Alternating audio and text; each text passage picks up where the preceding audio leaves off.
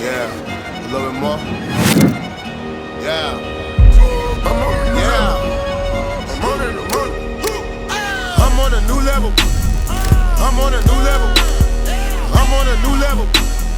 I'm on a new level. Brought me a new shovel. Put these niggas in the dirt.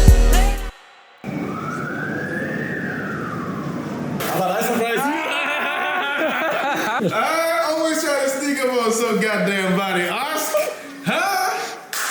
Got you. I'm almost done, Oscar, and then I'm gonna work for Clearline Capital.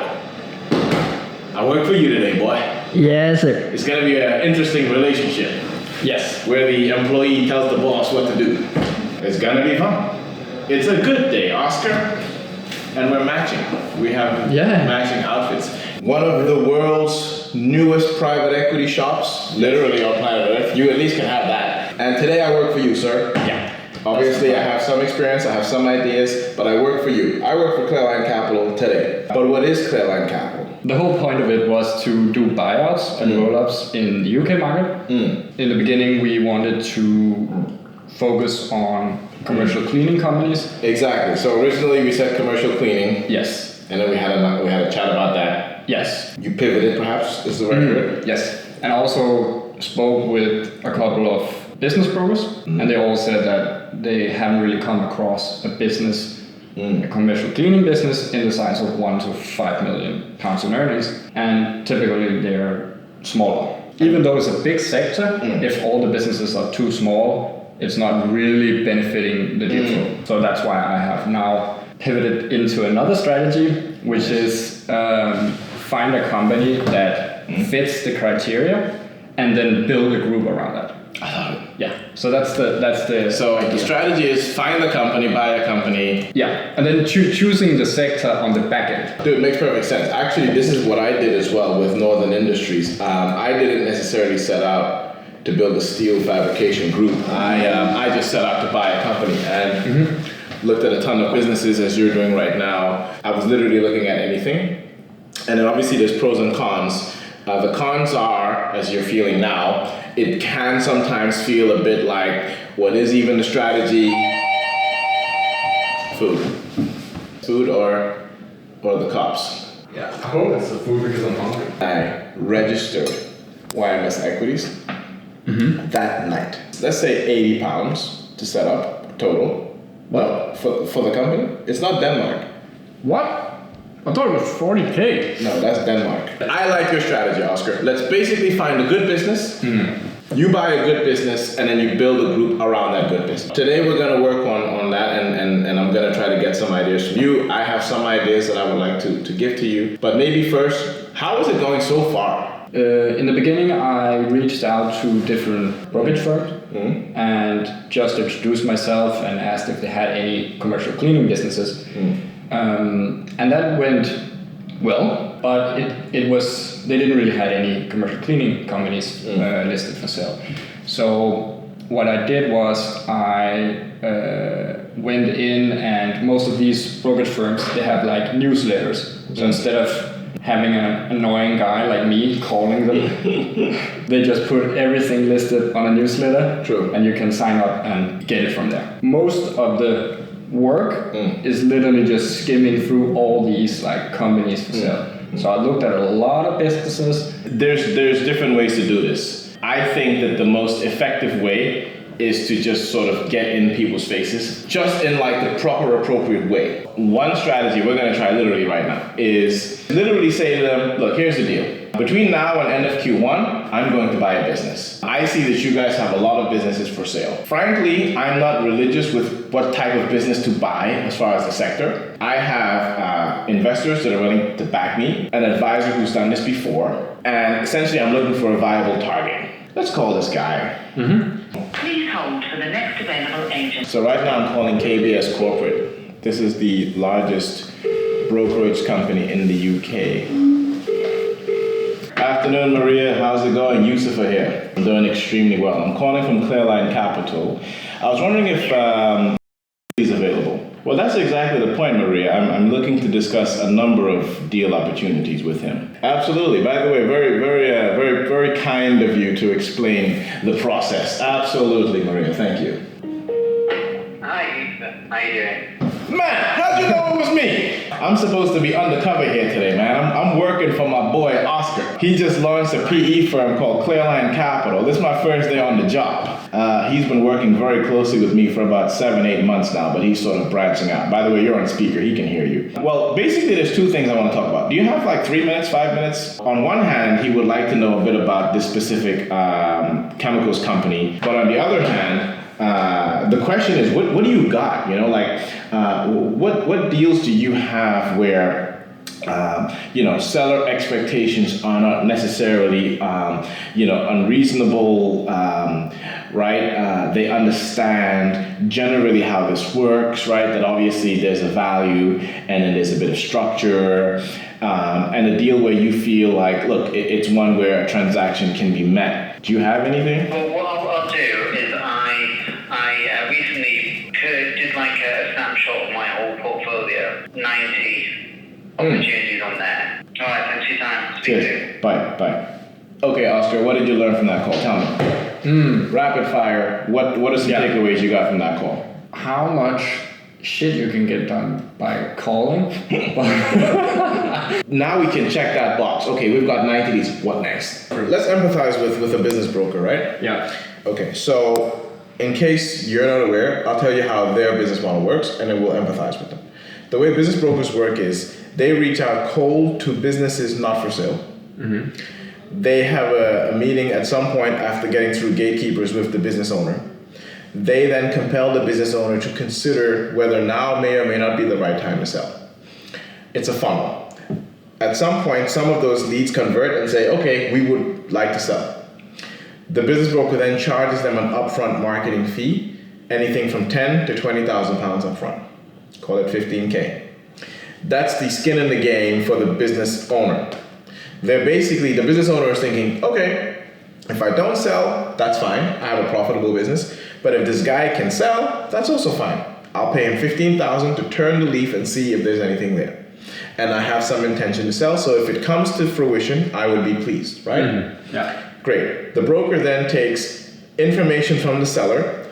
They try to make it painless, but through a series of interviews and requests for information, they make what's called an information memorandum, which is a 25-page document that highlights the business. They then have a non-disclosure agreement template and a teaser. The teaser is a one-page anonymized snapshot of the business. Through some database, through some newsletter, or through some lead, you get access to the teaser, you sign the non-disclosure agreement, you get invited to review the information memorandum. You now have information about the specific business. I, as a business broker, I have my reputation on the line. I have convinced the owner of the business that I can find qualified business buyers.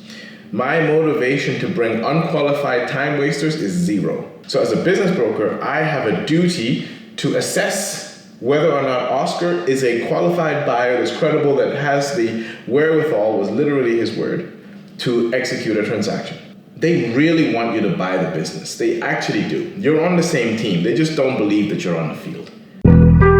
Fuck being on some chill shit. We go 0 to 100, nigga, real quick. With one phone call, 7 minutes, within 2 hours, you have literally 90 leads. Some of them have yellow highlights that show the ones that you should focus on, right? Yeah. And you probably got what? 20% of them have yellow highlights. How many leads do you think you've received in a month? I have received around 500 companies. Teasers. Teasers. So now you have these 90. Literally, what are you going to do with them? I have a suggestion, but I want to hear your thoughts. Do you have a CRM?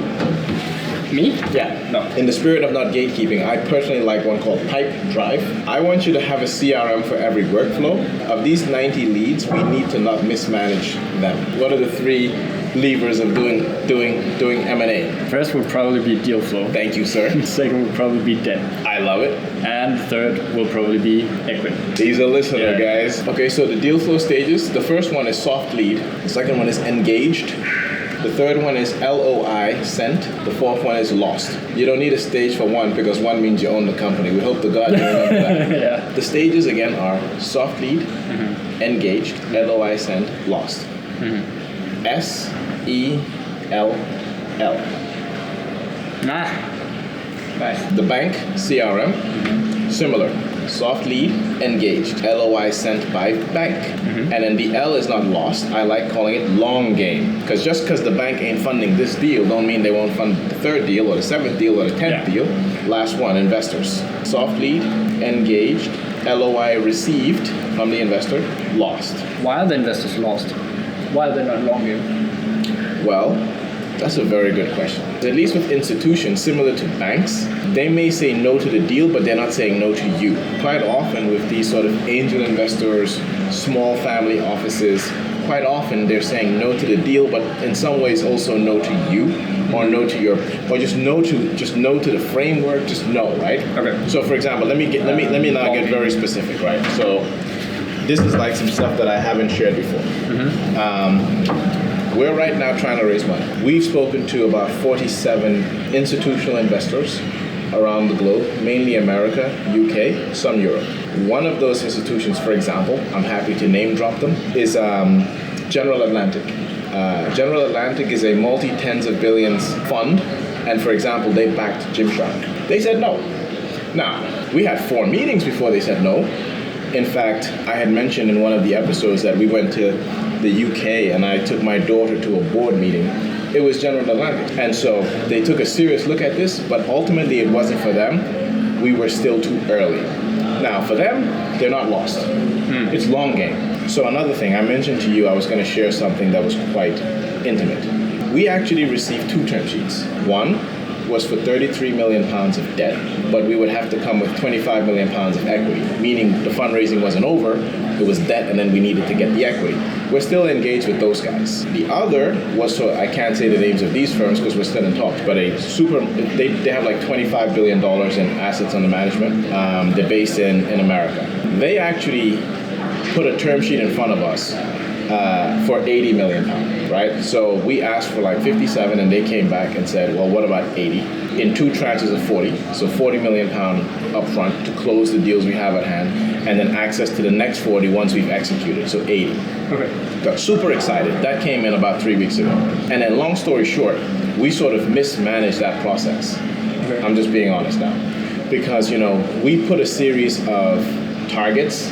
We have a series of targets that we're trying to close. And frankly, we didn't do a good enough job listening to what they wanted.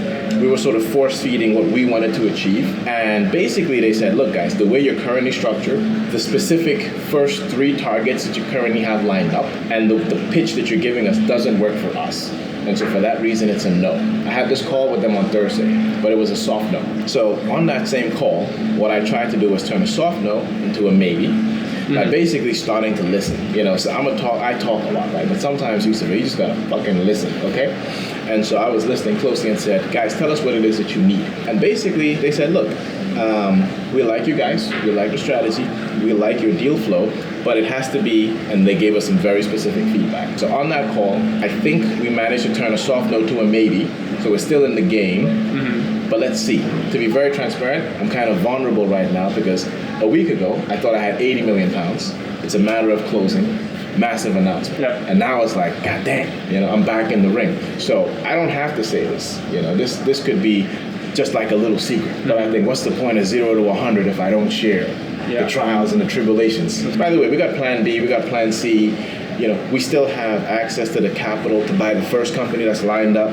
It's just I try to set up the infrastructure to basically go and like hit the 100 million this year. And that 80 million pounds in 2 tranches of 40 would have unlocked that opportunity. But the point is, even if that ultimately becomes a no to your question, it's not lost. It's just long game.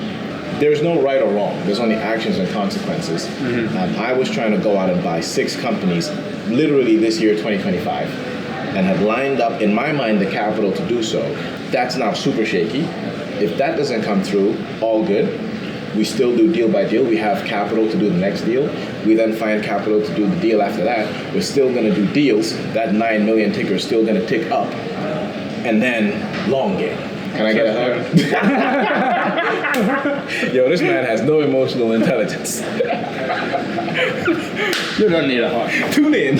It's just long game. Let's go. Yeah.